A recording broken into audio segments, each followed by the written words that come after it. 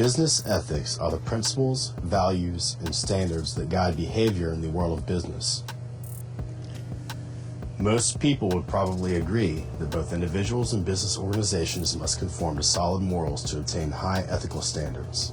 However, businesses face more complicated ethical issues than individual members of society.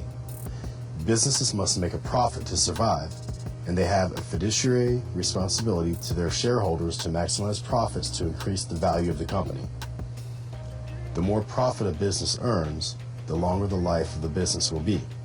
However, if a business earns profits in a manner that is considered to be unethical, the life of the business can be shortened, such as the case with Enron and Lehman Brothers. Businesses must balance their goals of maximizing profits with the needs and demands of society. Many businesses have failed due to financial and legal repercussions resulting from their poor business ethics. It is essential for businesses to maintain a healthy balance, which often requires compromising profits for the needs and demands of society. Business ethics involve a large range of ethical dilemmas and decisions made by business organizations and stakeholders. Organizations often need to make business ethics decisions balancing their goal of profit maximization with non-economic issues such as environmental and social concerns. Employees also face business ethics dilemmas such as choosing whether or not to accept a bribe or gift from a potential supplier, or choosing whether or not to be a whistleblower over perceived unethical business practices.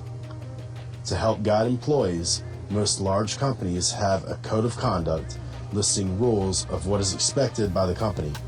Sometimes what is considered unethical in one country may be customary among business people in another.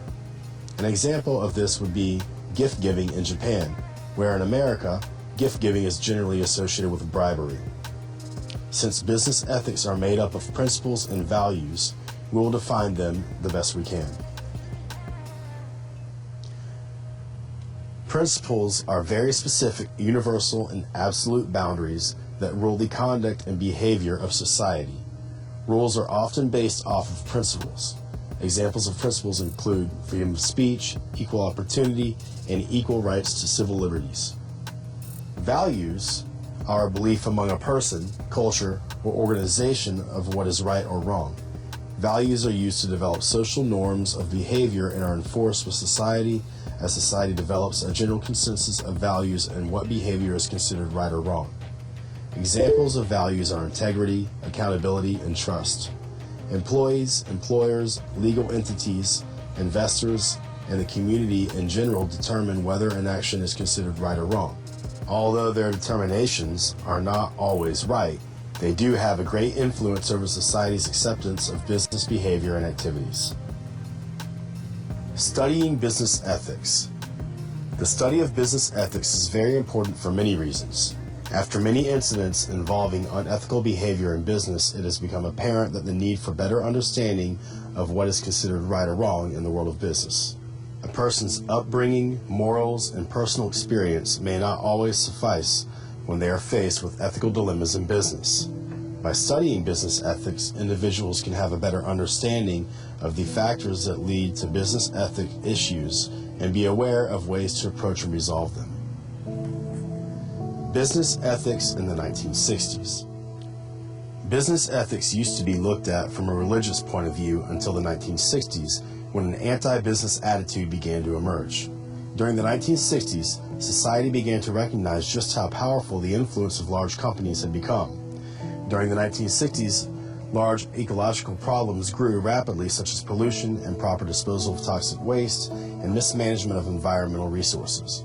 The 1960s also experienced the rise of consumerism as individuals, groups, and other organizations fought to protect their rights as consumers. In 1962, President John F. Kennedy delivered a special message on protecting consumer interests, where he outlined the basic rights of consumers. President Kennedy outlined 4 basic rights in his speech: the right to be informed, the right to safety, the right to choose, and the right to be heard. The 4 basic consumer rights that President Kennedy expressed in his speech are known as the Consumer's Bill of Rights. The modern consumerism movement is believed by many to have began when Ralph Nadar published Unsafe at Any Speed, where he criticized the auto industry, particularly General Motors. for putting profits above the safety of their consumers. The Corvair, the car produced by GM, was the primary target of Nadar's attack. Ralph Nadar and his supporters successfully fought for legislation that required automobile makers to equip their vehicles with safety features such as seatbelts, shatterproof windshields, and padded dashboards. During the consumerism movement, activists were also successful in getting other consumer protection acts passed, such as the Wholesome Meat Act of 1967, the Radiation Control for Health and Safety Act of 1968, and the Clean Water Act of 1972, and the Toxic Substance Act of 1976. Business ethics in the 1970s. In the 1970s, business ethics began developing as a field of study, and business professors began teaching about corporate social responsibility. Social responsibility is the obligation of a business organization to maximize its benefit to all stakeholders with minimal negative social impact. In the 1970s, businesses became more concerned about their public image. As the demands of society on businesses grew, new businesses realized that they needed to deal with ethical issues in a more direct manner, which often meant putting social issues over profits. Many companies, such as companies known as green companies, make social responsibility an integral part of their business model. There are many investors that even use social responsibility as a determining factor for investing in a company. For example, an investor that has a moral objection to smoking may not invest in a company like Philip Morris. Business ethics in the 1980s. With the presidency of Reagan and Bush in the 1980s came the belief that allowing businesses to regulate themselves rather than by government was in the better interest of society. Government regulations, trade tariffs, and barriers were lifted rapidly, changing the rules of business. In the 1980s, the Defense Industry Initiative on Business Ethics and Conduct, also known as the DII, was developed. The Defense Industry Initiative on Business Ethics and Conduct is an organization designed to guide corporate support for ethical business behavior. The organization was developed in 1986 when 18 defense contractors outlined principles to guide business ethics and behavior. The organization now consists of nearly 50 members, including major defense contractors including Lockheed Martin, SAIC, and BAE Systems. The DAI established a method for discussion of acceptable business activities to link together organizations' business practices and policies for ethical compliance. The DII consists of 6 principles. First, the DII supports codes of conduct which must be clear and provide details on substantive issues of concern. Second, companies that are members of the DII must provide training in business ethics and maintain continuous support between training periods. Third, member companies of the DII must provide an environment where employees feel that they can report unethical business practices without the fear of retaliation or retribution. Fourth, extensive internal audits must be performed by member companies of the DII, including internal reporting and voluntary disclosure. Fifth, member companies are required to maintain the integrity of the DII. Finally, the DII must adopt the ideology of public accountability. In the 1990s, the government continued to support corporate self-regulation. However, with less regulation came a new set of ethical issues. In November of 1991, the Federal Sentencing Guidelines for Organizations, also known as the FSGO, was approved by Congress. The FSGO guidelines were based off of the 6 principles of the Defense Industry Initiative of Business Ethics and Conduct. Laws were established to provide incentives to reward companies that actively discourage misconduct by establishing ethical and legal compliance programs with their organizations. These compliance programs must meet defined standards to be eligible for the incentives. Companies often have to worry about penalties suffered as a result of their employees engaging in misconduct. Provisions to the Federal Sentencing Guidelines for Organizations have been made to mitigate penalties for organizations that have effectively made efforts to discourage misconduct by establishing effective ethical compliance programs. On the other hand, severe penalties may be suffered by companies that have not made the same effective efforts. The primary purpose of the FSGO is to encourage companies with rewards to effectively take action to prevent misconduct, not simply take a legal reactive approach to misconduct. Companies must develop corporate values, enforce its code of ethics, and make effective efforts to prevent misconduct. Business ethics in the 2000s. In the 2000s, a new set of corporate scandals took place from large corporations such as Enron, Tyco, and Adelphia. As a result of the scandals, the Sarbanes-Oxley Act was established. The Sarbanes-Oxley Act, named after Senator Paul Sarbanes and Representative Michael G. Oxley, also known as the Public Company Accounting Reform and Investors Protection Act, and commonly referred to as SARBOX, was passed by Congress in 2002 as a result of a decline of confidence in financial reporting and business ethics. The Sarbanes-Oxley Act made securities fraud a criminal act, stiffening the penalties for those found guilty of engaging in corporate fraud.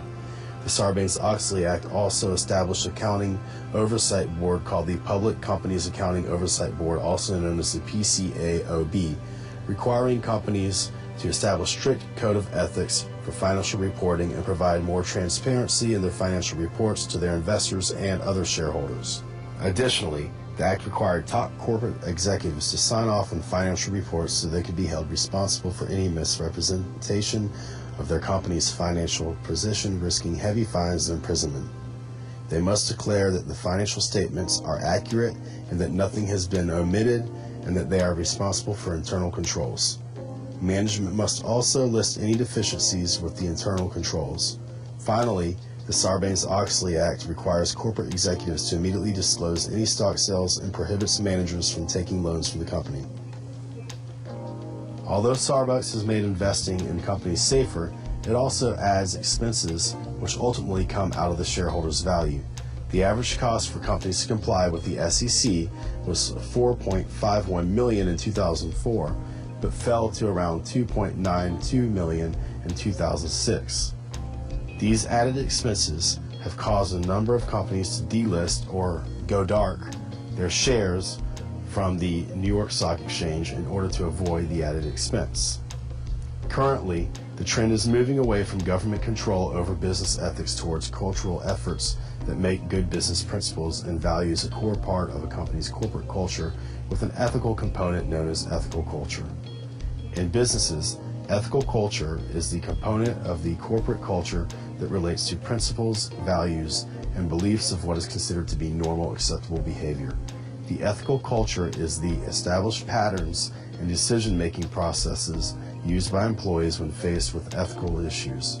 The goal of any company is to establish an ethical culture that minimizes the need to enforce rule compliance and to maximize the use of ethical guidelines and principles among employees. A company that establishes a good ethical culture creates values that are shared, supported, and promoted by employees and top executives.